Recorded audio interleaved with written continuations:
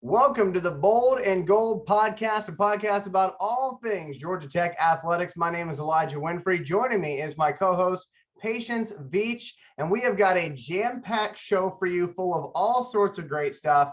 The most important question I'm going to ask, though, Patience, how is it going? I heard you were a little under weather earlier this week, but you're feeling better now, right? It's going good. Yes, definitely doing a lot better, thankfully. It was rough, but we've made it, and now we're ready for some football. For sure. And of course, we're getting ready for Clemson and Georgia Tech, which will be coming up on Monday night, September 5th, 8 p.m. ESPN. If you're a Tech fan, you probably already knew that. But it's going to be a gigantic contest played at Mercedes-Benz. Again, if you're a Tech fan, I'm not telling you anything that you shouldn't already know.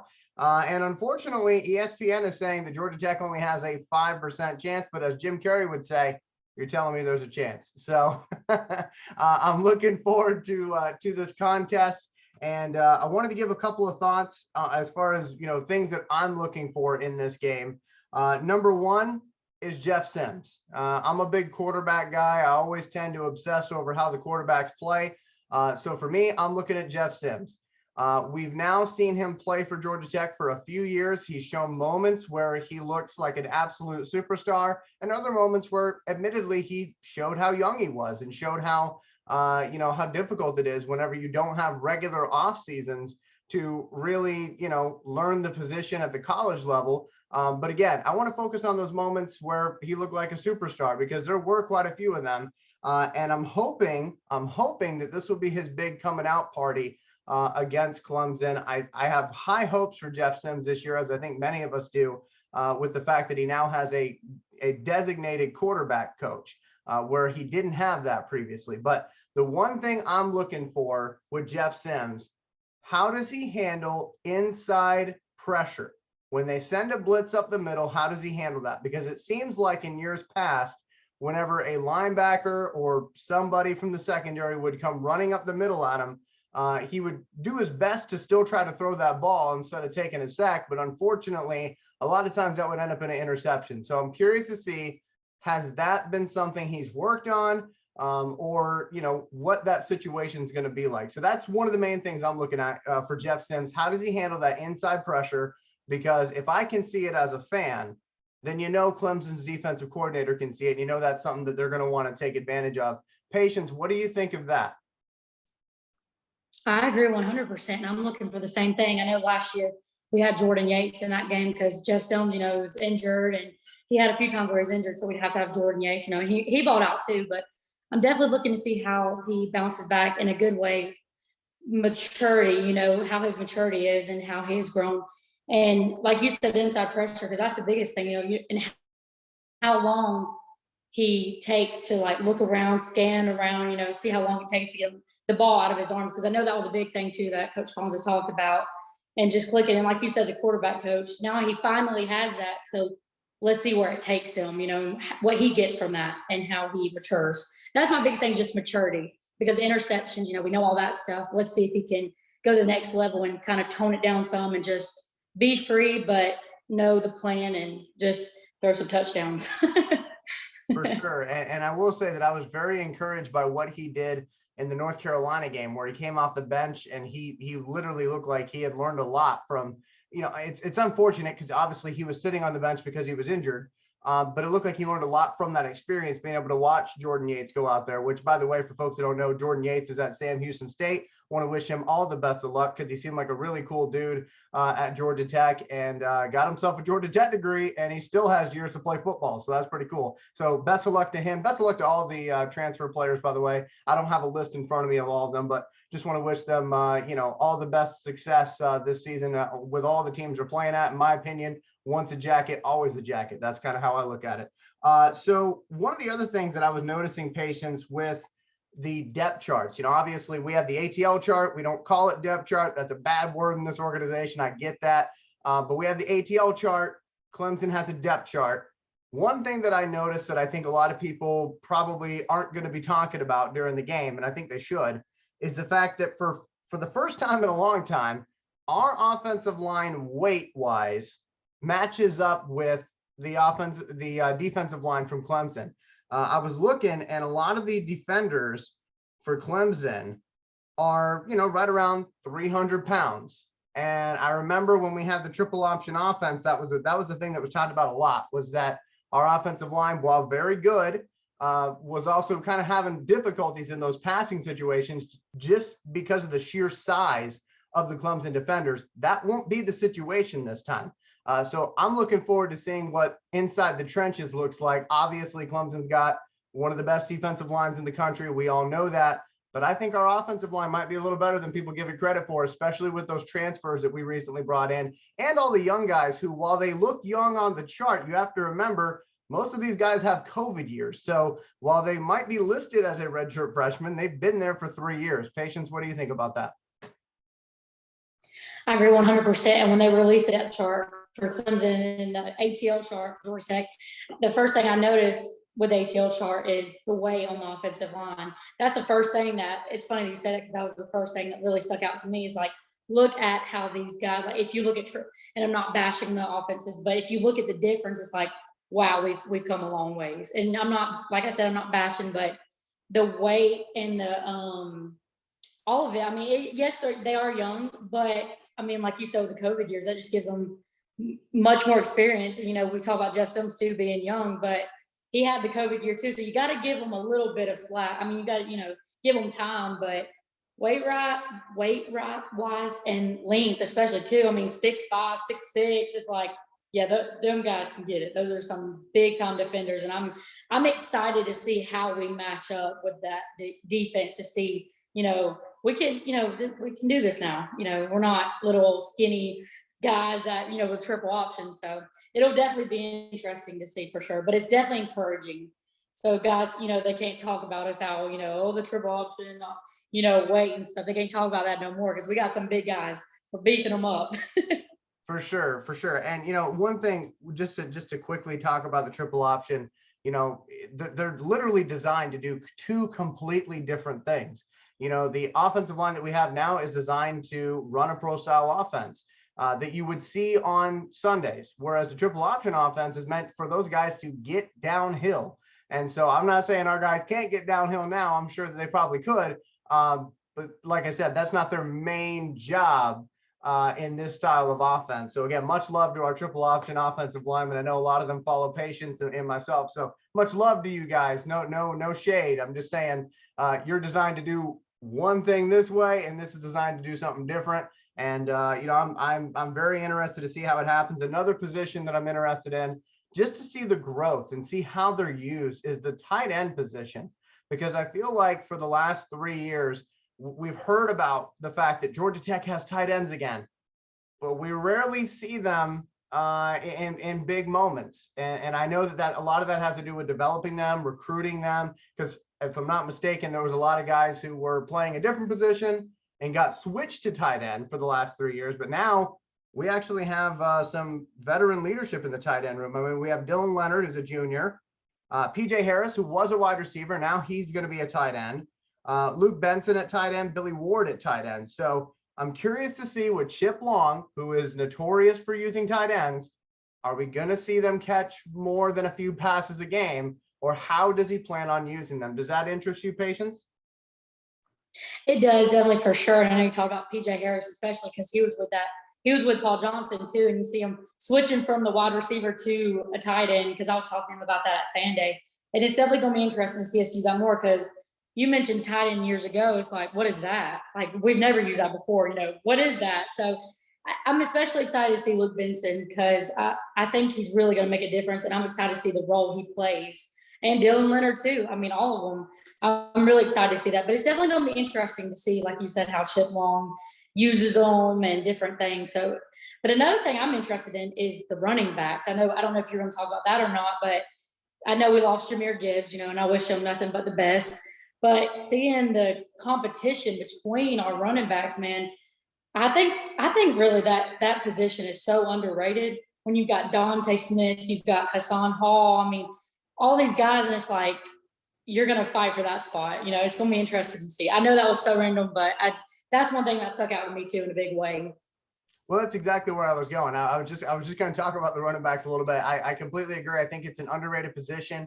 I think you have a lot of work pill guys, not a lot of guys that are flashy as far as people expect them to be very, very good, which I mean, that is no disrespect whatsoever. Some of our best running backs were guys that weren't expected to be fantastic.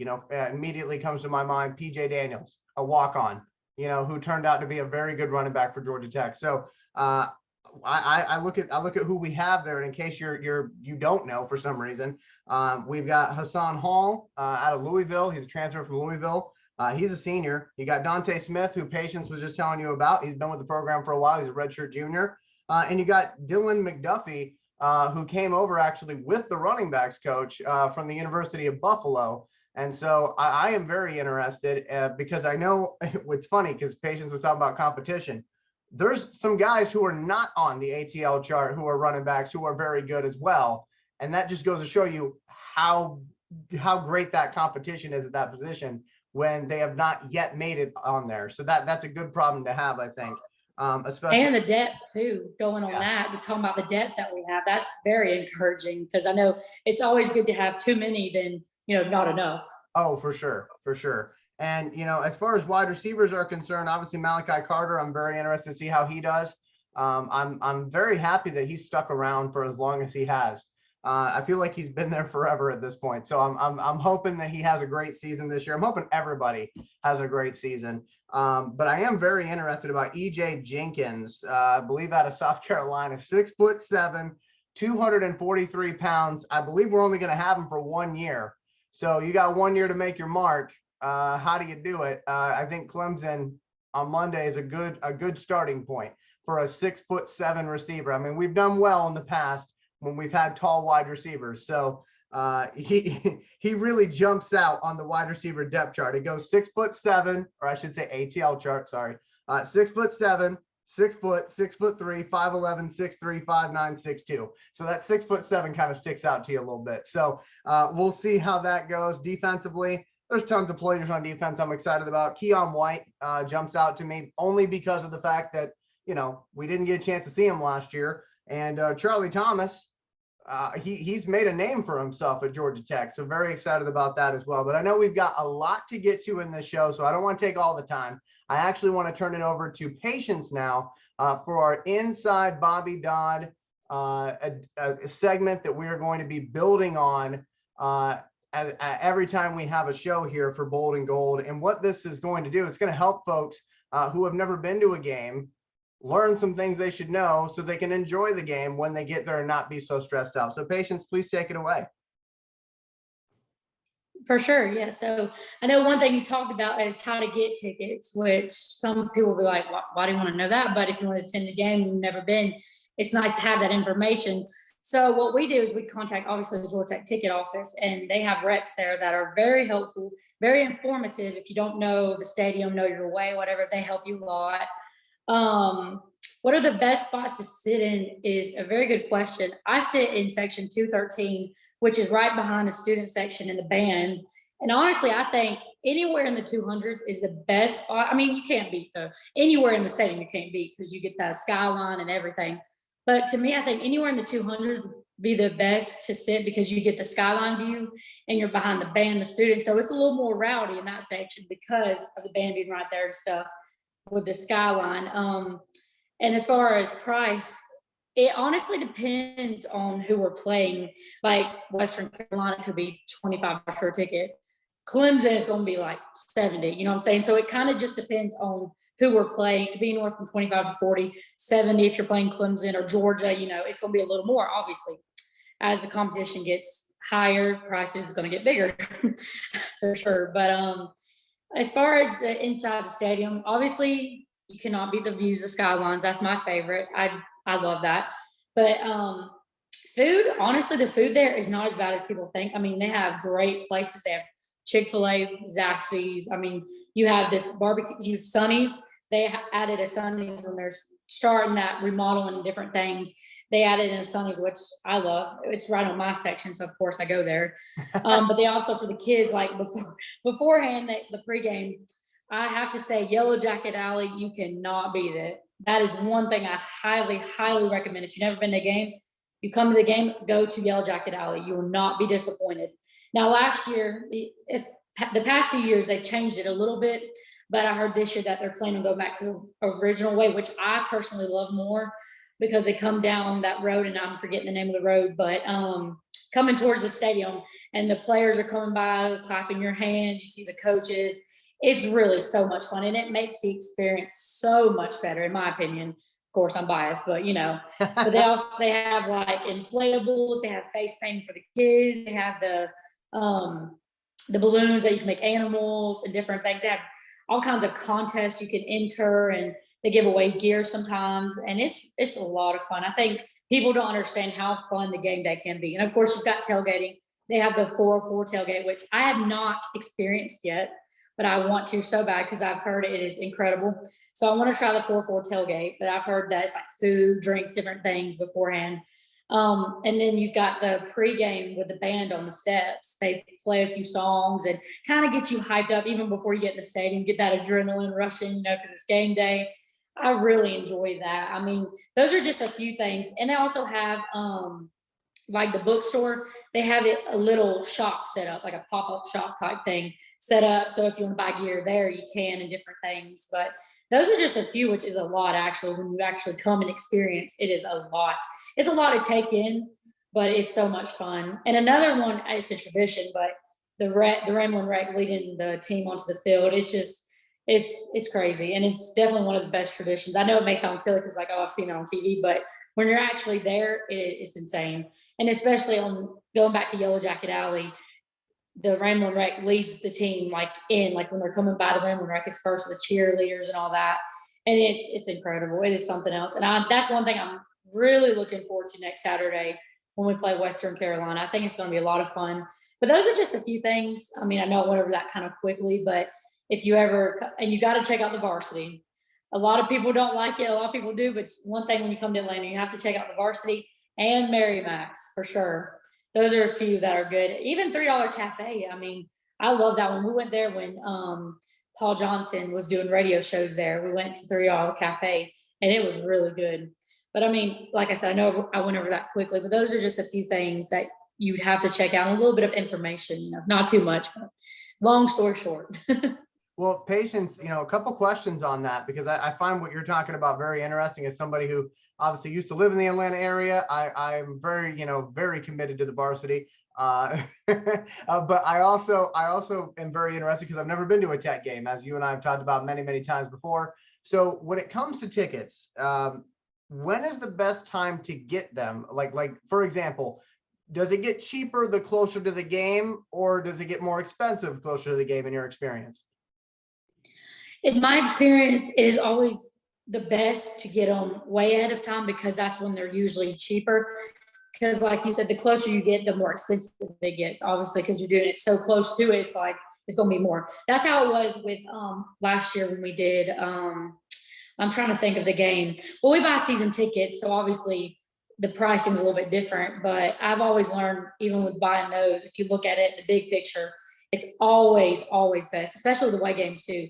Buying this ticket ahead of time, that way you don't have to pay like a buttload closer to time.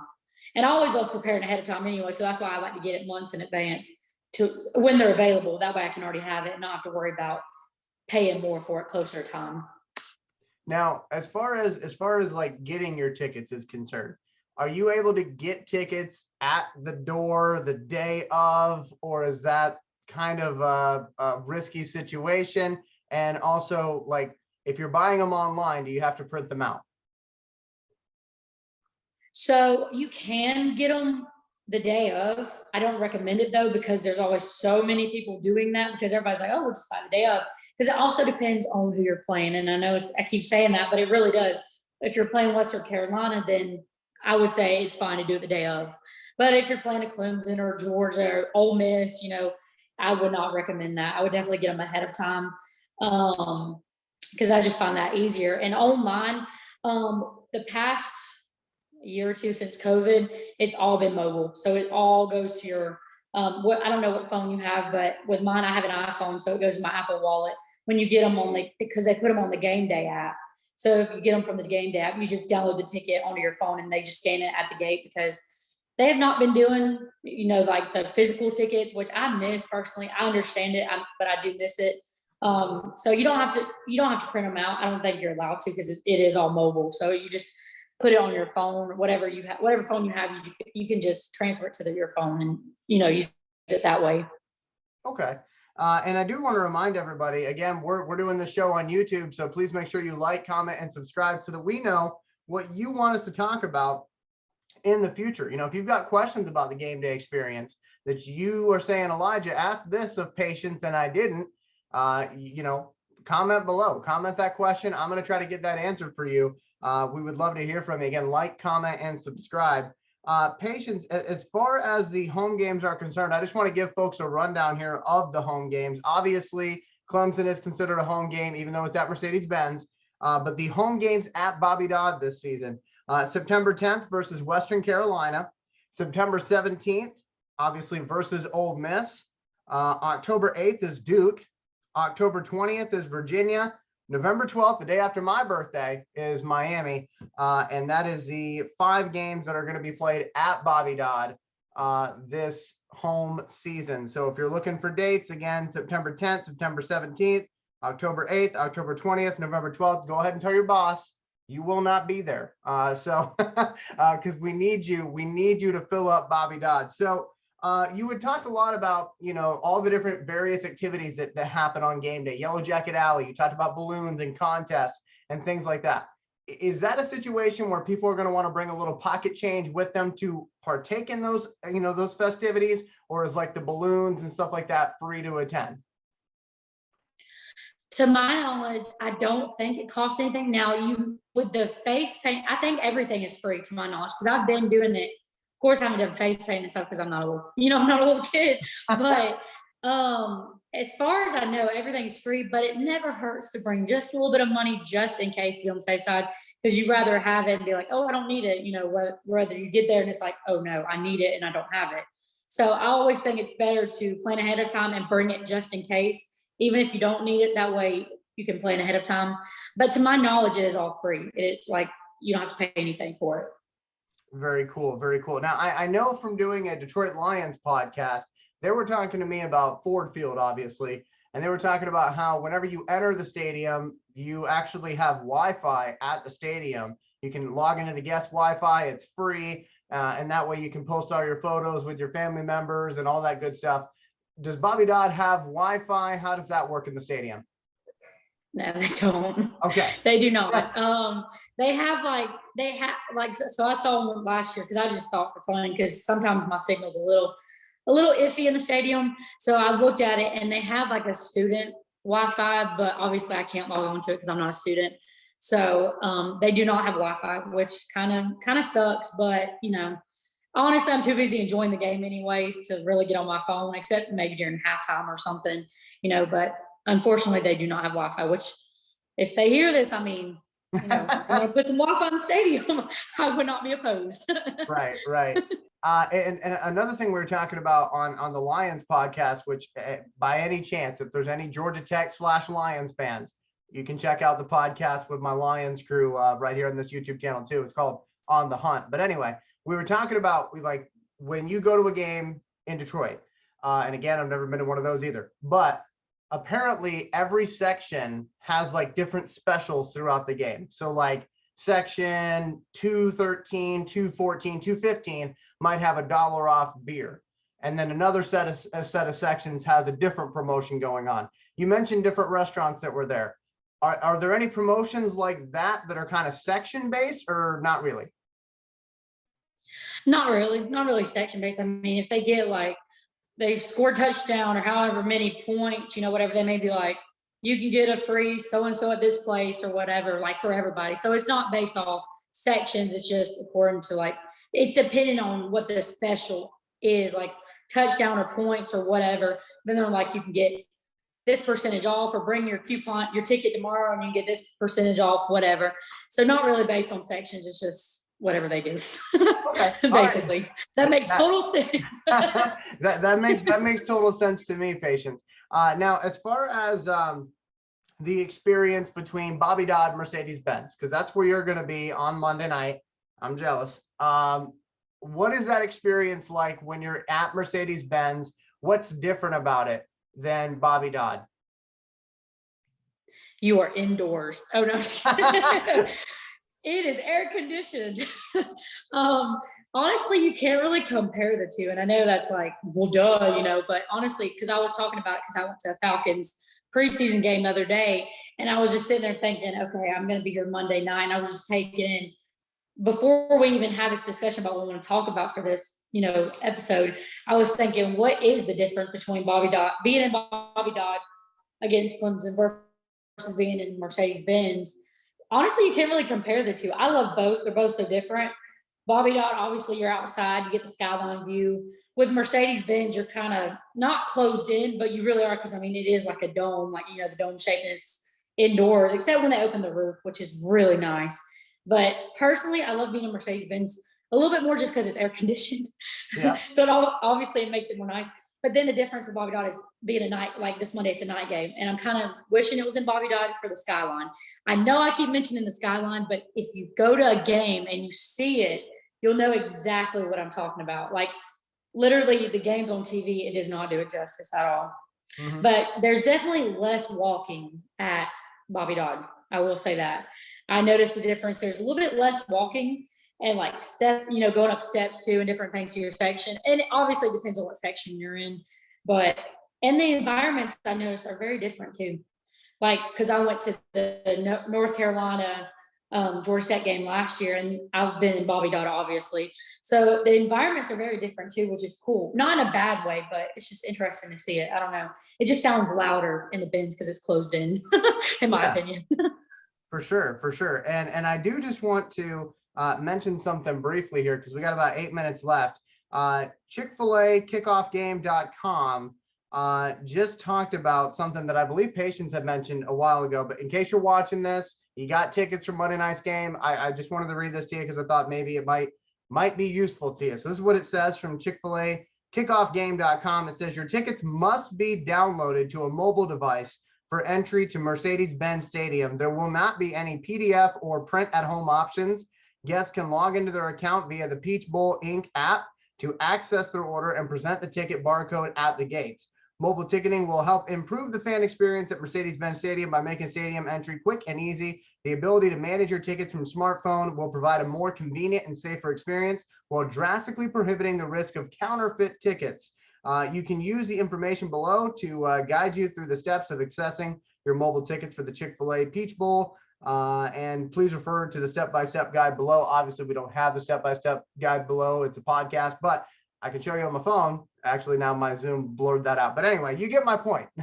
You get my point. Make sure that you print those off, or actually don't print them off. Make sure you have them on your mobile phone. See, I'm going to get a whole bunch of people mad at me. Like, Elijah, I couldn't get into the game. I'm like, well, listen, now you know how I feel. You get to watch it from the outside. Anyway, Patience, we have about 6 minutes left here. What is your score prediction for Clemson? I know we didn't have this on our schedule, so I'm kind of throwing that on you last minute, but what are you expecting score-wise, game-wise on Monday night? Honest opinion. Do you want it? Yeah. I know I'm biased, but I really think that we have an opportunity. It's the first game. Jeff Sims is back. He's healthy. He's good to go. He has a little more beef on him. I'm partial. So obviously I'm going to choose Tech. But if I had to make a prediction, I had 35-32 Georgia Tech. Just in my opinion, I think we won by a field goal. I think we upset them. I know we are the underdog. I get it. I totally get it. 5% chance. Everybody thinks, oh, Clemson in a blowout. I get it. I do. But I honestly think I don't think people realize what Georgia Tech team is coming in, and with the new staff, how different we look and how we feel. And we talked about, last week with the silent confidence that this team has. I honestly think Georgia Tech is definitely the underdog, obviously. So I have them in an upset. We'll see what happens. Either way, I'm going to be cheering them on no matter what. So they'll know they have my support regardless. So obviously a win would be nice, but, we'll just see. For myself, I think for me, I'm going to throw a surprise score out there that I think a lot of people are going to laugh at. But you know what? It's my dream. I'm going to make it as big as I want.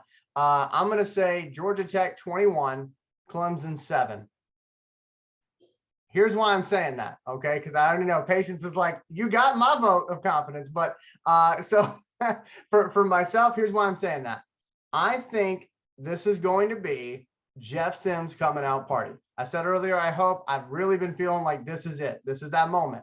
And I think defensively, I just got this feeling that Georgia Tech is going to give Clemson fits on Monday night. You know, they've got their secondary, which is now under one voice. It's not under two different voices. So you shouldn't be sitting there having a heart attack every 3rd and 15 because they shouldn't be converting those. Okay, that shouldn't happen this time around. Defensive line, they're finally healthy. Linebackers are finally healthy. And you saw what they did against North Carolina. Now, granted, North Carolina got a couple touchdowns in, obviously more than 7, but Georgia Tech swarmed that quarterback. And I almost want to say, single-handedly made that poor kid fall from a 1st-round draft pick all the way to where he fell, because people looked at that tape and went, whoa, he doesn't do good against pressure, because nobody else pressured that kid like Georgia Tech did last year. Clemson, you know, we'll see what their quarterback situation is. I know they got their starter and they got a true freshman right behind him. So I bet you that's going to be a little bit of a thing where if he struggles, if the starter struggles at all, they're going to be calling for that true freshman. But I think Georgia Tech in an upset, 21-7. I honestly believe that. And I think EJ Jenkins, I think he's going to become a household name. And I got a feeling that every time they're in the red zone, they're going to target EJ because he is 6'7". And I don't think Clemson's got anybody that can jump that high. So I'm just saying, for myself, a healthy Jeff Sims, some underrated running backs, a team that already, it's not like the old days where you could say players block it all out. Nobody pay attention to social media. They all pay attention to social media. They know what's being said about them. They know about the 5% chance, and I think they're going to capitalize on it. So again, for me, 21-7, Georgia Tech wins. If it happens, I would like some free tickets. I'm just saying. So, but anyway, Patience, any thoughts on my craziness here as we have about a minute left? I don't know. I just got chills from that. I was feeling pumped out. Like, let's go. Come on with it. I really think, let me tell you, EJ Jenkins is every bit of 6'7" in person. I was talking with him and I was like, wow. Like, he was a giant. And Coach Collins was talking about how he's such a good guy, great kid, plays with everything he's got in him. So I definitely think he will be a target. Probably I won't say number 1 target, because that's obviously probably going to be Jeff Sims more than likely. But I don't, like I told you, I don't think they realize what Georgia Tech team's going to come in, how we look. You talk about Jeff Sims being healthy. Very first game, why not start it out 1-0? I mean, they know what they have on their backs. They know the pressure. They know the talking that's going around social media. They know everybody is against them, saying, oh, Clemson in a blowout. Oh, you have a 5% chance. The voice is in their head, and they know that they're going to fight the whole 60 minutes, and they're going to get what they want. I mean, they almost had it last year, and that's going to come in their head too, revenge, because they almost won it last year, but barely lost. So they're going to have that in the back of their mind too. Mm-hmm. So I'm with you on that. I like 21-7. See, I talk crazy like that too, and people are like, really? Really? It's Clemson. I'm like, okay, it's Georgia Tech. I mean, I know the past few years have not gone the best, but they're going to be looking at a different team this year. I'm just saying. And let me calm down before I get too excited. Well, and something else to think about, and I know that people probably aren't thinking about this. Again, I always like to bring up things that people don't talk about because I find them interesting. The seniors on this team, if I'm not mistaken, have played Clemson for their season opener 3 out of 4 times. I could be wrong on that. Somebody check that, because I'm pretty sure the only time we played somebody other than Clemson in the Jeff Collins administration to open the season was Northern Illinois, and we just aren't going to talk about that game. But I'm just saying, it's kind of interesting to me that seems to be the team that keeps popping up to begin the season. And I don't know who did that. We just can't get rid of them. We just can't get rid of them. That's right. That's right. So, folks, we are running out of time here. Again, it's the Bold and Gold podcast. Remember to like, comment, and subscribe. Tell us what you want to hear about. We want to talk about it. And obviously, we love all things Georgia Tech. Want to wish everybody a safe and healthy game this week. To all the players and any of their families that might be watching, we'll be rooting for your kids, and we'll hopefully be rooting them to a victory. We'll see. But for Patience and myself, that's going to do it for us. Thank you so much for watching Bold and Gold.